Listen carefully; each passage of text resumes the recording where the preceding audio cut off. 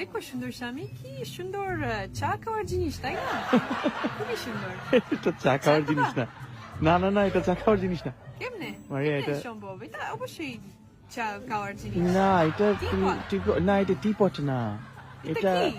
এটা তাইলে এটা কি বলো? মানে এটা একটা মানে বাংলাদেশি জিনিস একটা, বুঝছো? কি কি নাম কি? এটা এটা হচ্ছে গিয়ে মানে একটা বাংলাদেশি ঐতিহ্যবাহী জিনিস, মারিয়া, বুঝছো? এটা কি ঐতিহ্যবাহী? কি মানে এটা এটা হচ্ছে গিয়ে ফুলের জন্য? হ্যাঁ, ফুলের জন্য।